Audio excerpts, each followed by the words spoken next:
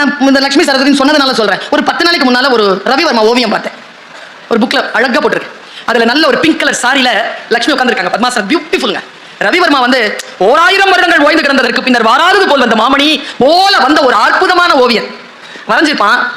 பேரழகா இருப்பாங்க லட்சுமி. அவங்க கை அந்த அந்த அந்த அந்த கை வச்சுட்டு இருப்பாங்கல்ல. அப்புறமா லட்சுமி காடஸ் லட்சுமி இறைவியினுடைய அந்த படங்களை பார்த்திருக்கேன். அவங்க தங்க கூட வச்சிருப்பாங்க, பார்த்திருக்கீங்களா? ரெடியா இருக்கும் நமக்கு கொடுக்கறதுக்கு. பிரார்த்தனை பண்றதுதான், டக்குன்னு கொடுத்துருவாங்க.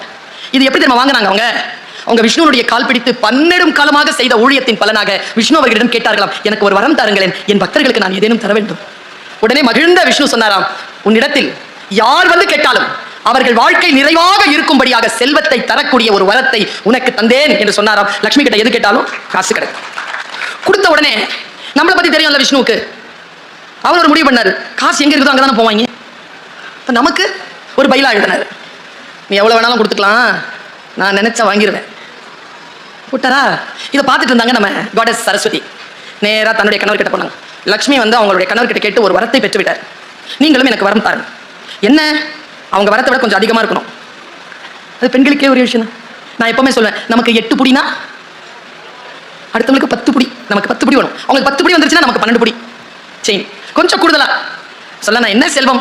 எல்லா செல்வத்திலும் செல்வத்துள் செல்வம் அச்செல்வம். அவங்க எவ்வளவு கொடுத்தாலும் அதுக்கு எல்லாம் தலையாய செல்வமாகிய கல்வி செல்வத்தை உன்னை கேட்டால் தரும்படியாக நீ இரு அப்படின்னு உடனே அந்த அம்மா கம்முன்னு தான் இருந்தாங்க. போக மாட்டோமே, நம்ம போவோம். காசு கிடைக்கிற சாமி கிட்ட போவோமா, கல்வி கிடைக்கிற சாமி கிட்ட போவோமா? அவங்க அமைதியாவே இருந்தாங்களா. சரி, உனக்கு நான் ஒரு பைலா எழுதுறேன். லட்சுமி கொடுத்ததை வேறு கடவுளர்கள் நினைத்தால் திரும்பி பெற்றுக் கொள்ளலாம். ஆனால் சரஸ்வதி, நீ கொடுக்கின்ற கல்வியை யாராலும் திரும்பி பெறவே முடியாதுன்னு ஒரு வரத்தை பெற்றுக் கொண்டாராம் சரஸ்வதி. எனக்கு நான் அந்த ஆச்சரியத்தோட அந்த ரவிவர்மாவுடைய அடுத்த பக்கத்தை பார்க்கிறேன். சரஸ்வதி உட்கார்ந்திருக்காங்க. ரவிவர்மாவின் சரஸ்வதி எப்படி உட்கார்ந்திருப்பாங்க தெரியுமா? எல்லாம் பத்மாசனத்தில் உட்கார்ந்திருக்க. ரவிவர்மா வரைந்த சரஸ்வதி மட்டும் கால் மேல கால் போட்டுட்டு அப்படி உட்கார்ந்திருப்பாங்க. கற்றோருக்கு சென்ற இடமெல்லாம் சிறப்பு. இது எங்கிருந்து வரும்? இந்த ஆற்றல் எங்கிருந்து வரும்? நான் 31 நாடுகளுக்கு சுத்தி இருக்கிறேன். ஒரு டிக்கெட்டை கூட சொந்த செலவுல வாங்கினது இல்லை. வந்துட்டு போறதுக்கு கூட சார் தான் கொடுக்குறாரு. கற்றோருக்கு சென்ற இடமெல்லாம் சிறப்பு. நீங்கள் நினைக்கிறீர்களா, இவர் கல்வி கற்றவர், இவர் என்னுடைய வாழ்க்கைக்கு உயர்வதற்கான ஆசிரியராக இருக்கக்கூடியவர், இவர் வாழ்க்கையில் சான்றோராக இருக்கக்கூடியவர் என்கின்ற ஒரு அடையாளம் ஒரு மனிதனுக்கு போதும். அந்த அடையாளத்துடன் அவன் கடைசி வரைக்கும் இந்த சமூகத்தில் மிக உயர்ந்த நிலையில் வாழ்வான் என்ற அந்த வாழ்க்கையை கொடுக்கின்ற புத்தகங்களுக்கு நன்றி. வாசியுங்கள், புரிவது போல் வாசியுங்கள். வாசிக்கின்ற பொழுதெல்லாம் அது உங்களுக்கு புரிய வேண்டும். பல நேரங்களில் நாம் வாசிக்கக்கூடிய வார்த்தைகள் நமக்கு புரிவதில்லை, நாம் பார்க்கக்கூடிய காட்சிகள் நமக்கு தெரிவதில்லை. உங்க குழந்தை ஃபர்ஸ்ட் மார்க் வாங்கணும்னு நினைக்காதீங்க. புரியுதா? புரிஞ்சு படிக்குதா? ஒரு கேள்விக்கு அதற்கு அதன் மொழியில் தான் பதில் சொல்ல தெரியும். அந்த மொழி உங்கள் முதல் மதிப்பெண் எடுப்பதற்கு போதுமானதாக இல்லாமல் இருக்கலாம். என்னை போல நான் 10வது ரேங்க் தான் வாங்குவேன். முதல் ரேங்க் வாங்கின பெண் இன்னைக்கு எங்க இருக்கான்னு தெரியல. 10வது ரேங்க் வாங்கின நான் எங்க இருக்கிறேன்னு முதல் ரேங்க் வாங்கின பொண்ணுக்கு தெரியும்.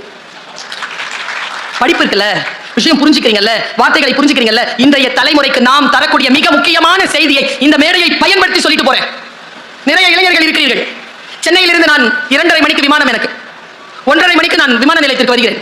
வீட்டிலிருந்து 12:20 கிளம்பினேன். அங்கிருந்து 20 நிமிடத்திற்குள் விமான நிலையத்திற்கு வரலாம். வரவே முடியல, நெரிசல். ரொம்ப சிரமப்பட்டு வண்டி ஓட்டிட்டு வரேங்க. இப்படி திரும்பி பார்க்கிறேன், அது பேர் சொல்லக்கூடாது, அது மார்க்கெட்டிங் மாதிரி ஆயிடும். அந்த உணவுப் பொருட்கள் எடுத்துட்டு போறாங்கல்ல இளைஞர்கள், ராக்கெட் மாதிரி போறாங்க. நீ லாரி ஆயிரு, பஸ் ஆயிரு, 2 வீலர் ஆயிரு, கார் ஆயிரு, யார் வேணாலும் ஆயிரு, சிக்னல் இருக்கட்டும், இல்லாம போடும். ஏன்னா அந்த 20 மினிட்ஸ் அவங்க போய் கொடுத்தாதான் அவங்களுக்கு ஒரு 30 ரூபாய் கிடைக்கும். அந்த இளைஞர்களை பார்த்து கேட்கிறேன், இவ்வளவு வேகமாக வண்டி ஓட்டி கொண்டு அந்த 30 ரூபாய்க்காக போகிறாயே, ஒரு 15 வருடத்திற்கு முன்னால் இவ்வளவு வேகத்தோடு புத்தகங்களை படித்திருந்தால், இந்த வெறியை படிப்பில் காட்டியிருந்தால், நான் வெறியா இருந்தேனே, என்னை போல் நீ ஏன் இல்லை? நீ ஏன் உன்னுடைய வாழ்க்கையை சிரமங்களுக்குள் படுத்திக் கொள்கிறாய் என்றால் என்ன என்றால், நின்று நிதானமாக வாசிப்பது என்பது அவ்வளவு பேருக்கு சுலபமாக வருவதில்லை. 2 விஷயத்தை சொல்றேன். ஒன்னு ஸ்போர்ட்ஸ், ஒன்னு படிக்கிறது. 2 வேலை செய்யும் போது 3வது வேலை செய்ய முடியாது. ஓட்டப்பந்தயத்தில் ஓடனா ஓடுற தவிர்த்து எதுவும் செய்ய முடியாது. அப்பதான் முன்னால் வர முடியும். படிக்கின்ற பொழுது வேறு எதையும் செய்ய முடியாது. படித்தால் கவனம் சிதறும். 100% உன்னை நீ மூழ்கடித்துக் கொள்வது ஒன்று விளையாட்டில், மற்றொன்று புத்தக வாசிப்பு. உங்க எல்லாருக்கும் ஒரு விஷயம் சொல்லித்தரேன். பிள்ளைங்க கிட்ட இன்னிலிருந்து ஒரு வார்த்தையை சொல்லாதீங்க. விளையாடாதரா, நடிக்காதரா சொல்லாதீங்க. 2 டிபார்ட்மெண்ட் தான் நிறைய சம்பாதிக்குது. எனக்கு புரியலைங்க. ஒன்றை படிக்கிறோம், 5 வருடம் ஒன்றை படிக்கிறோம், அதை விட்டு வேறு வேலை செய்கிறோம் என்றால் எங்கேயோ தவறு நடக்கிறது. டாக்டர் படிச்சுட்டு சினிமா எடுக்க வரீங்க. அப்ப ஏன் டாக்டர் படிச்சீங்க? ஐஐடி தானே படிக்கிறீங்க, வாங்கல சயின்டிஸ்டா. எதுக்கு ஐஏஎஸ் ஆபீசரா போறீங்க? இன்ஜினியரிங் தானே படிச்சீங்க, இப்ப இன்ஜினியரிங் வேலை பாருங்க. ஏன் டீச்சரா வரீங்க? இங்கிலீஷ் டீச்சரா வராரு, எம்இ மெக்கானிக்கல். கல்வி கற்க வேண்டும் என்றால் எந்தெந்த புத்தகங்களை எப்பொழுது கற்க வேண்டும், அந்த புத்தகம் உங்களை என்ன செய்யும் என்கின்ற தெளிவு, ஒரு மனக்குழப்பம் இல்லாத வாழ்க்கையை நேர்மையாக வாழ்வதற்கான புத்தகங்களை என்னுடைய அன்பிற்குரியவர்களை தேடி படித்துக் கொள்ளுங்கள். யாரும் அறிவுரை சொல்வதற்கு அவசியம் இல்லை. உங்களுக்கானதை நீங்களே தேர்ந்தெடுத்துக் கொள்ளலாம் என்கின்ற சுதந்திரத்தை உங்களுக்கு கல்வியும் வாசிப்பும் தரும். நான் சொல்வதனால் சில பேருக்கு மன வருத்தம் ஏற்படலாம். ஆசை என்றால் குற்றம், இரிதல் என்றால் களைதல், குற்றங்களை களைபவர்கள் நாங்கள். எங்களுக்கு அதுதான் பெயர். கு என்றால் இருள், ரூ என்றால் விளக்குதல், இருளை விளக்குபவர்கள் குருமார்கள், தன்னை விட சிறப்பானவர்களை உருவாக்குபவர்கள் ஆச்சாரியர்கள். எப்படி இந்த உலகம் ஒண்ணும் இல்லைங்க. மாவட்ட ஆட்சியர்கள் எல்லாம் வந்து உட்கார்கின்றார். அடுத்த நேரம் நான் பார்க்கிறேங்க, மிக முன்னேற்றம் அடைந்த மாவட்டங்களில் ஆட்சியாளர்களாக வந்து உட்காரக்கூடிய ஆட்சியர்கள் எடுக்கக்கூடிய கோப்புகளில் மிக முக்கியமானதாக புத்தக திருவிழாக்கள் நிகழ்கின்றன. அது எந்த கட்சியை சேர்ந்த அரசாக இருக்கட்டும். என்ன காரணம்? முன்னால் நீ நிமிர்ந்து நிற்க வேண்டும் என்றால் உனக்கு கல்வி அறிவு அவசியம். இந்த அவசியத்தை ஒருவர் புரிந்து கொள்ள வேண்டும் என்பதற்காக சொல்லுகிறேன். சமீபத்தில் ஒரு இடத்தில் குழந்தைகளிடத்தில் பேச போக வேண்டும் என்பதற்காக நான் சொல்றேன், பக்கவாட்டு சிந்தனை. ஒரு சொல்லுக்கும் இன்னொரு சொல்லுக்கும் நடுவிலே ஒரு கேப் இருக்குங்க. ரொம்ப வாசிச்சீங்கன்னா அந்த கேப்பை கூட நீங்க வாசிக்கலாம். ஒண்ணும் இல்ல, ஜெயமோகன் கொற்றவைன்னு ஒரு புக் எழுதியிருப்பார். முன்னூரை படிச்சு பாருங்க. இளங்கோவடிகள் மௌனம் சாதித்த இடத்திலிருந்து என் கதையை தொடங்குகிறேன்னு சொல்வார். சில மௌனங்கள், சில எழுத்தாளர்களின் மௌனங்கள் வேறு ஒரு தலைமுறையில் ஒரு எழுத்தாளனுக்கு எழுதுபொருளாகிறது என்றால் நினைத்து பாருங்கள். புத்தகங்களில் இடையில் இருக்கக்கூடிய மௌனங்கள் கூட இளையராஜாவின் இசையை போல. சில இடத்துல இசையே இருக்காது, சைலண்டா இருக்கும். அதை விட அந்த சிச்சுவேஷனை வேற யாராலையும் சொல்லிட முடியாது. ரொம்ப பிடித்தமான நிறைய நடிகர்கள் இருக்கிறார்கள். ஹிந்தியில் நான் நிறைய பார்ப்பேன். ஏன்னா சின்ன வயசுல இருந்து உருது தெரியுங்கிறதுனால இந்த நவாசுதீன் சித்திகி, இம்ரான் கான், மனோஜ் வாஜ்பாய் இவங்களுடைய இதெல்லாம் பார்ப்பேன். பார்த்துக்கொண்டே இருக்கின்ற பொழுது திடீர்னு ஒரு படம் வந்தது. இந்த பக்கவாட்டு சிந்தனைங்கிறோம்ல, அனலிட்டிக்கல் அண்ட் கிரிட்டிக்கல் திங்கிங் இருக்குல்ல. இன்றைக்கு நாம் எட்ட வேண்டிய உயரங்களுக்கு எட்டாமல் இருப்பதற்கு காரணம் நம்மிடத்தில் கிரிட்டிக்கல் திங்கிங் குறைந்திருக்கு. ரொம்ப வேகமா விஷயங்களை பார்த்துக்கிட்டே இருந்தீங்கன்னா வேலை செய்யாதுங்க. நான் ஆசிரியர், நான் இப்படி சொல்லுகிறேன். ஒரு 3 நாளைக்கு முன்னால ஒரு ரீல்ஸ் பார்த்தேன் பாப்பா. முக்கியமா இளைஞர்கள் 10, 15, 16, 17 வயதில் இருக்கக்கூடிய இளைஞர்கள். ஒரு அம்மா வருது, சூடா ஏதோ பிடிச்சிட்டு இருக்கு கையில. சூடா இருக்கு, இதை புடி அப்படின்ட்டு தன் மகளின் பெயரை அழைக்குது. மகள் வர, அவளுக்கு 1 வயது இருக்கும். வந்தவ இப்படி புடி அப்படின்ன உடனே அது இப்படி நீட்டுது கைய. அந்த அம்மா சொல்லுது, இங்க இப்படி சூடா இருக்கு, இங்க இப்படி, மறுபடியும் இப்படி, மறுபடியும் சொல்லுது இப்படி இப்படி வெயிட்டா இருக்க, சீக்கிரம், மறுபடியும் இப்படி நீட்டுது.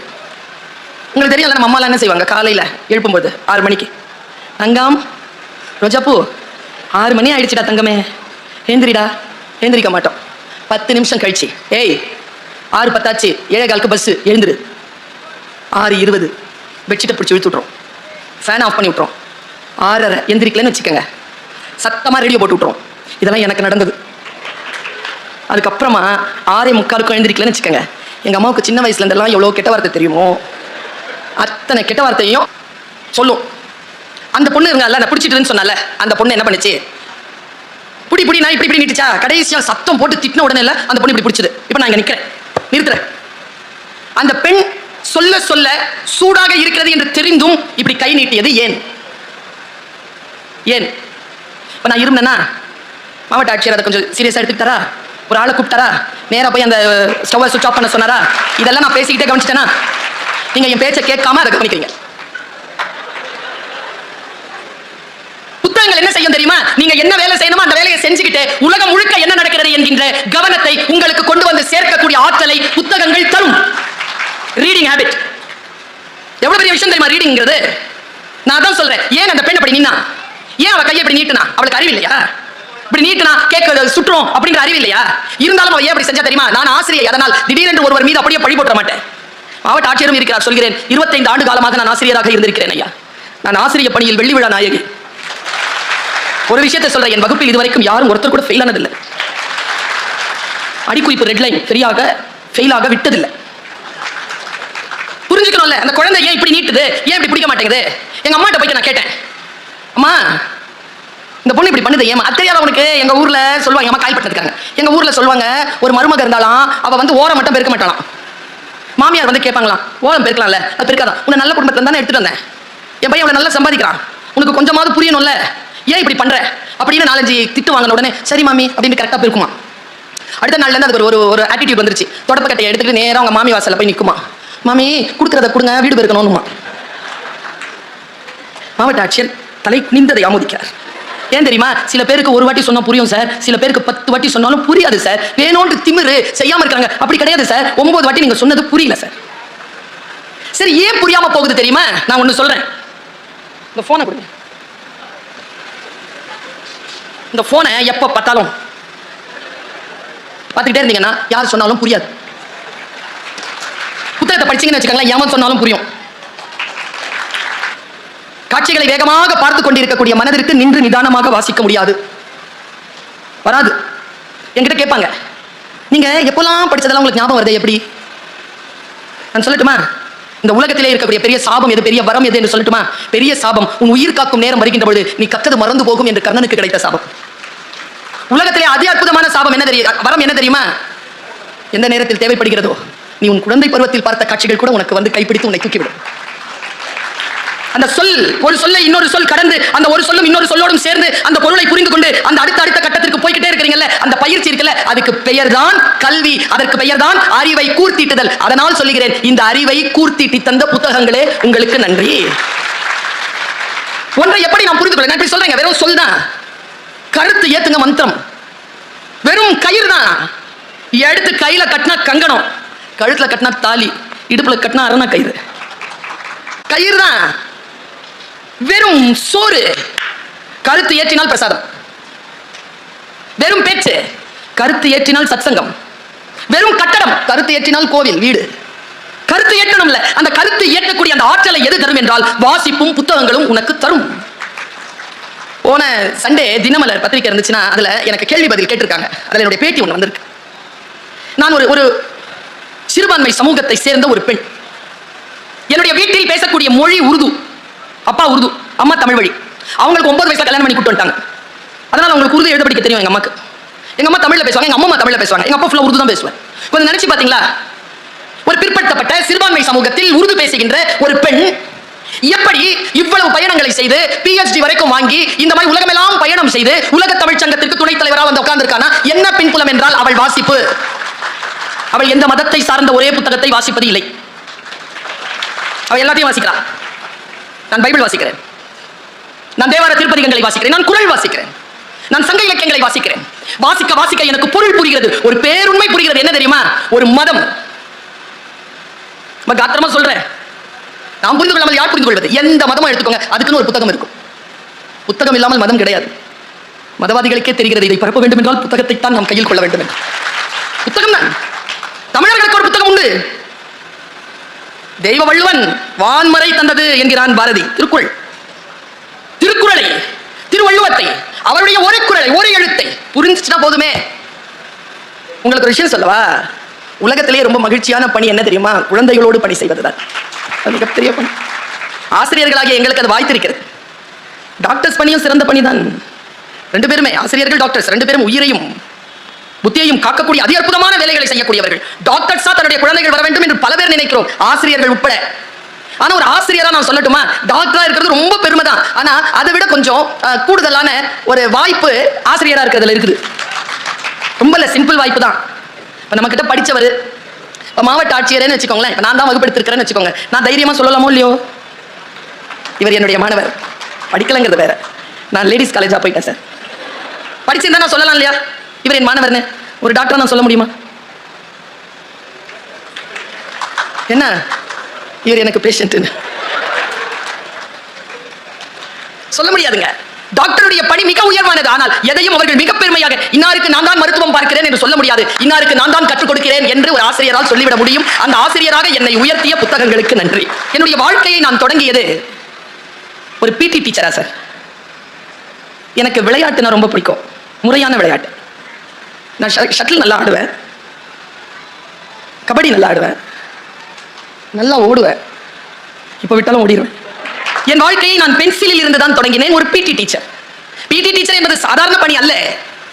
அந்த பணிக்கு போனாதான் நமக்கு தெரியும் அது எவ்வளவு சிரமமான பணி என்று.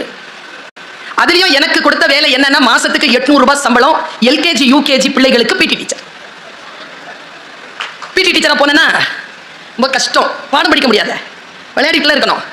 அதுலயும் என்னன்னா, எங்க காலேஜ், எங்க ஸ்கூல்ல அந்த பிரின்சிபல், நான் சேர்ந்து 2 மாசம் 3 மாசத்துல நான் வேலையை விட்டுட்டு வேற இடத்துக்கு போயிட்டேன்னு வச்சுக்கோங்க. மேல ஒரு பிள்ளை ஏறிட்டா, +1. எங்க பிரின்சிபல் ஓடுறாங்க கிரவுண்டுக்கு, மேல ஏறிட்டு அந்த பொண்ணை காப்பாத்துறதுக்காக போனாங்க. போக வேண்டியது தானே, என்ன தேடினாங்க? ஏன்னா நான் தான் போய் கூட்டு வரணும் சார், PT டீச்சர். நான் வந்து செக்யூரிட்டியை தேடிட்டு இருக்கிறேன் போலான்னு. அந்த டீச்சர் அந்த பொண்ணை பார்த்து கேட்குறாங்க, ஏன் குதிக்கிற? அந்த பிரின்சிபல் எப்படின்னா எல்லாத்தையும் டாக்குமெண்ட் பண்ணணும் சார். அவங்களுக்கு மேலே ஒரு பிள்ளை விழுதுன்னா கீழே விழுந்து மயங்கிருச்சுன்னா ஏன் விழுதுன்னு தெரியாமல் போயிடல. இப்போவே கேட்குறாங்க ஏன் விழுறேன்னு. அந்த பொண்ணு சூப்பராக சொல்லிச்சு, நான் ஏன் விழுறேன்னு என் எக்கனாமிக்ஸ் மிஸ்க்கு தெரியும்ன்றுச்சு. எக்கனாமிக்ஸ் மிஸ் பயந்து மயங்கி விழுந்தாங்க. அவங்கள தான் ஆஸ்பத்திரியில் 3 நாள் சேர்த்து வச்சிருந்தோம். இந்த பிள்ளையை பிடிச்சிட்டோம். ஆசிரியராக இருப்பது இருக்கு இல்லையா, பெரும் பணி. பிடி டீச்சரா நான் ஜாயின் பண்ண அந்த ஒரு 10 நாள்லயே நான் ரவுண்ட்ஸ் வரேன், டிசிப்ளின் ரவுண்ட்ஸ். அப்ப 10th ஸ்டாண்டர்ட் இடம் காலியா இருந்தது. கிளாஸ்ல டீச்சர் இல்ல, பிள்ளைங்க சத்தம் போடுறாங்க. நான் உள்ள நுழைஞ்சேன். என்னப்பா பாடம் கேட்டேன். திருக்குறள் வகுப்பு எடுங்க, புத்தகம் எடுங்க. புத்தகம் எடுத்தாங்க. என்ன சப்ஜெக்ட் எடுத்து பார்த்தா ஒழுக்கமுடைமை. டீச்சர் வரலையா? வரல. எத்தனாவது பாடம் நடத்திருக்காங்க? 3 நடத்திருக்காங்க. 4வது நான் நடத்தவான்னு இப்படி கேட்குறேங்க. சரின்னு பிள்ளைங்க. அதுக்குள்ள டீச்சர் வந்தாங்க. உள்ள வந்தவங்களுக்கு தெரியாது. நேரம் வந்துட்டு நீங்க பிடி டீச்சர் தானே, என்ன கையில புக்கு உங்க வெளியில் அவங்களுக்கு தெரியாது. நான் மனசுல யோசிக்கிறேன், திருக்குறள் முன்னால பிள்ளைகள் பாடம் நடத்தக்கூடிய வாய்ப்பு இல்லை, வெளியில் போக சொல்கிறார்கள். வெளியில வரும்பொழுது என் மனதில் என்ன உணர்வு வந்தது என்று உங்களுக்கு தெரியாது. நான் அதற்கு முன்னால் இருந்தது வேறு, அதற்கு பின்னால் நான் இருந்தது வேறு. என் மனதில் ஆழமாக வேரூன்றிய அந்த தமிழை வெறித்தனமாக படிக்க தொடங்கினேன். வெறித்தனமாக படிக்க தொடங்கி எம்ஏ கிளியர் பண்றேன். யூஜிசி ஃபர்ஸ்ட் இயர்லயே எம்ஏ முடிச்ச உடனே யூஜிசி கிளியர் பண்றேன். அங்கேயே டாக்டர் இ சுந்தரமூர்த்தி மொழித்துறை தலைவர், அவர்கிட்ட மொழித்துறையில பிஹெச்டி சேர்றேன். பிஹெச்டி சப்மிட் பண்ணிட்டு எனக்கு ஒரு வாய்ப்பு வருது ஒரு காலேஜ்ல ஜாயின் பண்றதுக்கு. நான் வந்து உட்கார்றேன் இன்டர்வியூக்கு. பக்கத்துல என்ன வெளியில போன சொன்னா அந்த டீச்சர் உட்கார்றாங்க இன்டர்வியூக்கு. 2 பேருக்கு வேலை. ஆனா என்ன தெரியுமா, நான் பிஹெச்டி முன்னால முடிச்சிருந்ததுனால 19 ஆண்டுகள் என் பெயர் மேலேயும் அவர்கள் பெயர் கீழேயும் தான் இருந்தது. அதற்கு பிறகு அவரை துறை தலைவராக்கினோம். அவரின் கீழ் நான் 2 ஆண்டுகள் பணி செய்தேன். மிக நல்ல பெண். சரி, ஆசிரியர், விரிவுரையாளர், துணை பேராசிரியர், இணை பேராசிரியர், ஒரு கல்லூரியினுடைய தமிழ் துறை தலைவராக வந்து உட்கார்றேன். வெறித்தனமாக படிப்பதை தவிர்த்து வேறு எதுவும் என் வாழ்க்கையில் எனக்கு தெரியாது. படித்துக்கொண்டே இருப்பேன். எதை என்றெல்லாம் நீங்க கேட்கவே கூடாது. எல்லாவற்றையும் படிப்பேன். படிச்சுக்கிட்டு இருந்ததுனால துறை தலைவராக உட்கார்ந்த 1 மாத இடைவெளிக்குள் அரசிடம் இருந்து ஒரு ஆணை, உலக தமிழ் சங்கம் என்கின்ற ஒரு அரசு நிறுவனம் இருக்கிறது, அதற்கு உங்களை துணை தலைவராகவும் இயக்குநராகவும் நியமித்திருக்கிறோம். நீங்கள் அங்கே வந்து 3 ஆண்டுகள் பணிபுரிய வேண்டும். பென்சிலில் இருந்து தொடங்கிய என்னுடைய வாழ்க்கை இன்றைக்கு எங்கே நிற்கிறது தெரியுமா? கிரீன் பென்ல வந்து நிற்க. புத்தகங்களே உங்களுக்கு நன்றி. இன்னுமாய் நான் வாசித்தால், இன்னுமாய் தெரிந்து கொண்டால் ஒன்று சொல்லுகிறேன், அந்த கிரீன் பென்குள்ள இருக்கக்கூடிய அந்த பச்சை மையின் அதிகாரம் வரும் காலங்களில் கூடும். அதுதான் கல்விக்கு இருக்கக்கூடிய சிறப்பு. நான் ஏன் புத்தகத்திற்கு நன்றி சொல்லுகிறேன்? ஏன் விளையாட்டிற்கு நான் நன்றி சொல்லலாம் இல்லையா? சொல்லலாம் தான். என் மன ஆரோக்கியத்திற்கு, என் உடல் ஆரோக்கியத்திற்கு நிச்சயமாக விளையாட்டு மிகப்பெரிய பாரிய பணியாற்றி இருக்கிறது. அதை விட கொஞ்சம் மேலாக நான் அறிந்து கொள்ள வேண்டியவற்றை அறிந்து கொள்வதற்கான புத்தியை விரிவாக்கி தந்த அந்த பேராற்றலை எனக்கு தந்தது புத்தகங்கள். அதனால் அந்த புத்தகங்களுக்கு நான் நன்றி சொல்கிறேன். இந்த அவைக்கு ஒரு விஷயத்தை சொல்றேங்க. நான் பேசுகிறேன், உங்களுக்கு புரியுது தானே? எவ்வளவு பெரிய விஷயம் தெரியுமா? இது எவ்வளவு பெரிய விஷயம் தெரியுமா? காஷ்மீர்ல இருந்து ஒரு 10-15 ஆயிரம் பேரை கொண்டு நீங்க நிறுத்திட்டு தமிழ் பேசினா உங்களுக்கு தெரியாதுங்க. நமக்கு தமிழ் தெரிகிறது. வாழ்க்கை நமக்கு வாய்ப்புகளைத்தான் தரும், ஒருபோதும் வெற்றிகளை தருவதில்லை. யார் ஒருவர் வாய்ப்புகளை பயன்படுத்திக் கொள்கிறார்களோ அவர்கள் வாசலுக்கு வெற்றி தேடி வருகிறது. நான் அதனால் தான் சொல்லுவேன், பெற்றோர்களே, ஆசிரியர்களே, நீங்கள் உங்களுடைய பிள்ளைகளுக்கு நல்ல விஷயங்களை இரவு நேரத்தில் உட்கார்ந்து பேசுகின்ற பொழுது, ஒரு பிரார்த்தனை செய்கின்ற பொழுது, ஒரு புத்தகத்தின் ஒரு பகுதியை எடுத்து வாசி பாருங்களேன். அதில் ஒரு வார்த்தை உங்க 15 வயசு பையன் கேட்க மாட்டான். நம்ம கேட்டோமா? அவன் கேட்கறதுக்கு அவனும் கேட்க மாட்டான். ஆனா ஒண்ணு சொல்றேன், சொல்லிக்கொண்டே இருந்தால் என்ன நடக்கும் தெரியுமா? வாழ்க்கை அவர்களுக்கு முன்னால் சவால்களை எடுத்து வீசுகின்ற பொழுது சிறிய வயதில் அவர்கள் கேட்ட அந்த அறம் அங்கே அவர்கள் ஜெயிப்பதற்கு அவர்களுக்கு உதவியாக இருக்கும். அதனால் நல்ல விஷயங்களை சொல்லிக்கொண்டே, ஆசிரியர்களை சொல்லிக்கொண்டே இருக்கிறோம். பாருங்கள், புத்தகங்களை சொல்லிக்கொண்டே இருக்கின்றன. பாருங்க, நான் ஒரு படம் பார்க்கிறேன். இந்த மாதிரி ஒரு குழந்தை நம்ம வீட்டில் இருக்கணும்னு நான் நினைச்சேன். நம்ம எல்லாரும் அப்படிதான் இருக்கணும், ஃபயர் மாதிரி இருக்கணும். ஏய், எவ்வளவு நல்ல பொண்ணு தெரியுமா? அது பக்கத்தில் உட்காந்துட்டு இருக்கேன். ஏன் பையன் சொல்றான், ஏன்னா நான் எதை சொன்னாலும் நீ நம்புற அப்படிங்கிறது உருப்படுமா? நீ நல்ல பொண்ணுன்னு சொல்றதே அவன் ஸ்டேட்மெண்ட்ல அழிச்சிட்டான். அவன் சொன்னதெல்லாம் அழிச்சிட்டான். வித்தியாசமா பேசுறாங்க. ஷார்ப்பா பாவம். நம்ம ஒருத்தர் ஒரு விஷயத்த சொல்றானா, நீ வெளிப்படாத, புரிஞ்சுக்கோங்கிற. உடனடியாக வெளிப்பட அவசியம் இல்லை. ஓ, இதுதானா? புரிந்துகொள். புரிஞ்சுக்கிறதுக்கு ஒரு தன்மை இருக்க வேண்டாமா? வெள்ளையா இருக்கிறவன் போய் சொல்ல மாட்டான். இங்கிலீஷ்ல பேசுறவெல்லாம் புத்திசாலி. யார் சொன்னது? யாருங்க சொன்னது? நான் சொன்னேன், இனிமேல் கர்ம வீரர் காமராஜரை யாரும் கருப்பு காந்தி என்று சொல்லவே கூடாது. அவர் தென்னாட்டின் காந்தி. கருப்பு என்பது என் தேசிய நிறம், அது என்னுடைய சுயமரியாதைக்குரிய இடம். அதை கருப்பு என்கின்ற வார்த்தையால் நீ குறிப்பிடாதே. அவரை படிக்காத மேதை என்று சொல்லாத. யார் படிக்காத மேதை? நாம் எல்லோரும் படிக்க வேண்டும் என்றால் என்ன செய்ய வேண்டும் என்று படித்த மேதை அவர். எப்படி நாம் கொண்டு செலுத்துவது ஒன்றை? ஒரு தலைவரை எப்படி கொண்டாடுவது? ஒரு மனிதரை தலைவர் என்று எப்படி நாம் ஏற்றுக்கொள்வது? நான் சொல்லட்டுமா, எல்லோரையும் விட சிறப்பானவன் இல்லை தலைவர், தன்னை விட சிறப்பானவர்களை உருவாக்குவன் தான் தலைவர். வாசித்தா எனக்கு புரியுதே, உன்னை விட என்னை சிறப்பானவராக உருவாக்குகிறாயா? நான் தான் முதல்வன் என்று அலைந்து கொண்டிருக்கின்ற நேரத்தில் இன்றைக்கு முதலமைச்சராக இருக்கக்கூடியவர் நான் முதல்வன் என்று நீ சொல் என்று உங்கள் வீடு வரைக்கும் கொண்டு வந்து நான் முதல்வன் திட்டத்தை வைக்கிறாரே. ஒன்றை புரிந்து கொள்ள வேண்டாமா என்கிறேன் நான். பாருங்க, பிசினஸ் ஒரு படம், நம்ம எல்லாருக்குமே ஆசை இருக்குங்க. ஆனா உண்மையா சொல்றேன், சில விஷயங்கள் தெரியாத காரணத்தினால் தான் தோற்கிறோம். உன் காரணங்களால் நீ தோற்கடிக்கப்படுகின்ற பொழுது அந்த காரணங்களின் மீது மட்டும் உனக்கு சந்தேகம் வராதது ஏன்? ரூமி, காம்ப்ளிகேட்டடா இருக்கும் சொல்றதுக்கு, புரிஞ்சுக்கோங்க. உன் காரணங்களால் நீ தோற்கடிக்கப்படும் பொழுது அந்த காரணங்களின் மீது மட்டும் உனக்கு சந்தேகம் வராதது ஏன்? ரூமி, பாருங்க, எனக்கு என் காரணங்களால் தான் நான் தோற்கடிக்கப்படுகிறேன். மாவட்ட ஆட்சியர் இருக்கிறாருங்க வேறு மாவட்டத்தில், ஒரு பையனுக்கு ஒரு வாய்ப்பு கிடைக்குதுங்க. அவங்க டீச்சர் சொல்றாங்க, இவனுக்கு ஒரு நிமிஷம், ஏய் உனக்கு ஏதோ வேணும்னு சொன்னல, மாவட்ட ஆட்சியர் இருக்கிறார் போ. மாவட்ட ஆட்சியர் கிட்ட போனாங்க, அவன் நிக்கிறாங்க, அவனுக்கு ஐ கான்டாக்ட் வரவே இல்லைங்க. அவன் தோற்கிற இடத்தை நான் பார்த்து கொண்டே இருந்தேன். ஹே தம்பி, பேசிடுறா, கேட்டுறா, உடனே சாங்ஷன் கிடைக்கும்டா. சூப்பர் மனநிலையில் இருக்கிறாரா மாவட்ட ஆட்சியர். ஆயிரக்கணக்கில் மக்கள், மாணவர்கள் வெற்றி பெறுகின்ற நிகழ்ச்சியில் நின்று கொண்டிருக்கிறார். சொல்லுனா அவனுக்கு ஐ கான்டாக்டே வரல. அப்படி நின்றுட்டு ஏதோ சொல்ல வந்தான் பாருங்க, அவன் போன் அடிச்சிருச்சு, மொபைல். அதில் என்ன பாட்டு தெரியுமா? நான் அடிச்சா தாங்க மாட்டேன், 4 நாள் தூங்க மாட்டேன், நான் அடிச்சா தாங்க மாட்டேன், 4 இதே வார்த்தை அடுத்த வரி இருக்குது. அதுக்கு அவன் மிக்ஸ் பண்ணி போட்டுருக்காங்க, காப்பாற்றணும் கருத்தருன்னு கத்துது. அவன் அதை எடுத்து யார் பேசுறான்னு பாக்குறாங்க. அந்த டைம்ல அவன் மாவட்ட ஆட்சியர் போயிட்டார். நீ உன் வாய்ப்பை தவற விட்டாயா? எப்படி போகிறது வாய்ப்பு? நீ ஜெயிக்க வேண்டும் என்றால் சொல்லிக் கொடுங்கள். நான் வாசிக்கின்ற புத்தகங்கள் எனக்கு சொல்லித் தருகிறது, நீ முதல் நேரத்தில் ஏற்படுத்துகின்ற அந்த பாதிப்பை நீ இரண்டாவது முறை யாரிடத்திலும் எதிர்பார்க்கவே முடியாது. First impression, the best impression. You never get the chance to make or to repair or to replace it. The first impression. அது சொல்லி தரணும். அப்படி என்றால் தவம் இருக்க வேண்டுமே. அதற்காக தான் சொல்கிறேன், வாசி. ஒரு கதை புத்தகம் இருந்தாலும் வாசி, எந்த கவனச்சிதறலும் இல்லாம. காலையில தூங்கி எந்திரிச்ச உடனே முதல்ல நன்றி சொல், உயிரோடு இருக்கிற. உடனே மொபைல தேடும், உயிரோடு இருக்கிறோமா இல்லையான்றது கூட மொபைல் பார்த்து தான் தெரிஞ்சு. இந்த பிசினஸ்ங்கிற படத்துல நான் பார்த்த ஒரு காட்சி உங்களிடத்தில் கடத்தி விட்டு போகிறேன். Alert, stay alert. இந்த ஸ்டே அலர்ட்டாக இருக்க வேண்டும் என்றால் என்ன செய்ய வேண்டும் பாருங்க. பாம்பேக்கு வரான் ஒருத்தன், அவனுக்கு ஸ்டாக் எக்ஸ்சேஞ்சில் உள்ள நுழையணும். அவனுக்கு அந்த புத்தி, அவனுக்கு மாத வருமானம் அவன் கணக்கு போட்டுருக்கிறது 3 கோடி. ஆனால் அவன் ஏழை. உள்ள போயிட்டானா அவனுக்கு கிடைச்சிரும். அங்கே ஒரு பாஸ் இருக்க. நீங்க பாருங்க, பிசினஸ் படத்தை பாருங்க.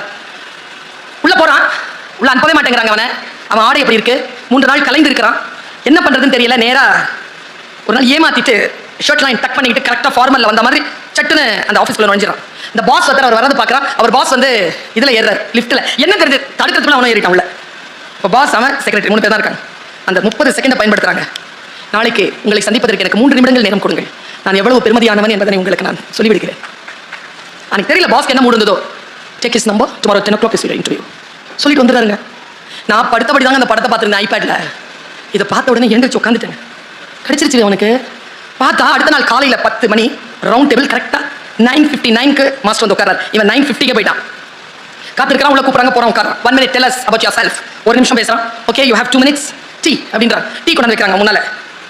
கிளாக் ஓடிட்டு இருக்கு. 5 செகண்ட் போயிடுச்சு. அந்த டீல துப்புங்கிற 2 செகண்ட் போயிடுச்சு. You have 1 minute 40 seconds. துப்பு. அப்படி துப்புறான். You have 1 minute 35 seconds. 10 ரூபாய்க்கு இந்த ரவுண்ட் டேபிளில் இருக்கிறவங்களுக்கு இந்த டீயை வித்துரு. ஒவ்வொருத்தரும் எப்படி தெரியுமா இருக்கிறான்? இந்த சிங்கம் மாதிரி இருக்கிறான், ஒருத்தன் புலி மாதிரி இருக்கான், ஒருத்தன் ஃபுல்லா எருது மாதிரியே இருக்கான், ஒருத்தன் யானை மாதிரி இருக்கான். இத்தனை பேருக்கு நடுவில் தான் துப்புனதை எல்லாம் பார்த்துட்டானுங்க. 10 ரூபாய்க்கு விற்கணும். யோசிச்சுட்டே இருக்கான். 40 செகண்ட் போயிடுச்சு. தடுமாறுறான். பார்க்குறான் ஒவ்வொருத்தரையும். கிளாக் போய்கிட்டே இருக்கு. கடைசியாக 5 seconds என்ன தெரியும் பண்ணா, பேக்கெட் 10 ரூபாய் எடுத்து போட்டு நான் இதை வித்துட்டு குடிச்சேன். கம்பெனிக்கு 10 ரூபா நான் குடிச்சேன். He was appointed. அப்படின்னு அந்த பிசினஸ் படம் சொல்லுது. இதை புரிஞ்சுக்கிறதுக்கு நின்று நிதானமா இந்த படத்தை பார்க்கறதுக்கே ஒரு புத்தி இருக்கணுமே நமக்கு. நான் குறையா சொல்லல, கூலின்னு ஒரு படம் வந்திருக்குது, அதையும் தான் பார்க்கணும். ஆனா அவருக்கு கூலி 200 கோடியா. அதை யோசிச்சாதான் யோசிச்சுட்டு இருந்தேன் நான். எனக்கு என்ன பயம்? ஏங்க 3 வருஷத்துல இங்க இருப்பேன், அப்புறமா ஒரு 4-5 வருஷம் இருக்குது எனக்கு சர்வீஸ். அங்க இல்லைன்னா நீங்க எல்லாம் பார்த்துக்க மாட்டீங்க. டீச்சருங்க நானு 96 இயர்ஸ் செத்து போனேன்னு வச்சுக்கோங்களேன். என்ன சொல்ல தெரியுமா சமூகம்? டீச்சர் செத்து போச்சுன்னு தான் சொல்லும். சரியா? ஆசிரியர். அதனால் சொல்லுகிறேன், வாழ்க்கையை நேர்மையாக சந்திக்க வேண்டும் என்றால், வாழ்க்கையில் முன்னால் இருக்கின்றவர்களுடைய மன உணர்வுகளை புரிந்து கொண்டு சுயமரியாதையுடன் வாழ வேண்டும் என்று சொன்னால், நமக்கு முன்னால் இருக்கக்கூடிய புத்தகங்களை வாசித்துக் கொள்ளுங்கள். நான் கம்பராமாயணத்தை வாசிக்கிறேன். இதோ போன 2 மாசத்துக்கு முன்னால தான் மெல்பர்ன் போயிட்டு வந்தேன். அக்டோபர் மாதம் சிட்னி போகிறேன். கம்பராமாயணம் பேசுவதற்கு மட்டும். படித்துக் கொண்டால் 17ஆம் தேதி கனடா போறேன். திருக்குறளை பேசுவதற்கு மட்டும். வாசித்தால் உங்களுக்கு உயர்வு உண்டு. எனக்கு உயர்வை அளித்த என் தாய், தந்தை, இறைவன் எல்லோருக்கும் நான் செலுத்துகின்ற அந்த நன்றியை, என்னை உயர்த்திய என் தந்தை முதலாக எங்களுக்கு உணவு வாங்க வைத்திருந்த பணத்தில் 50 ரூபாய் கொடுத்து அம்மாவிடம் சண்டை போட்டுக்கொண்டு எனக்கு அப்பா வாங்கி கொடுத்தாரு அந்த திருமந்திரம் என்கின்ற நூல். அந்த திருமந்திரத்தை எழுதிய திருமூலருக்கு நான் என் வணக்கத்தை சொல்கிறேன், என் நன்றியை சொல்கிறேன். கம்பருக்கு, பாரதிக்கு, பாரதிதாசனுக்கு, பட்டுக்கோட்டைக்கு நான் என் நன்றியை சொல்கிறேன். நவீன எழுத்தாளர்களுக்கெல்லாம் நான் என் நன்றியை சொல்கிறேன். என்னை செதுக்குகின்ற புத்தகங்களே, உனக்கு கோடான கோடி நன்றிகள். நீ இன்னுமாய் பலரை செதுக்குவதற்காக புறப்பட்டு வா. உன்னை விரித்து வாசிக்க காத்திருக்கிறோம். நன்றி, வணக்கம்.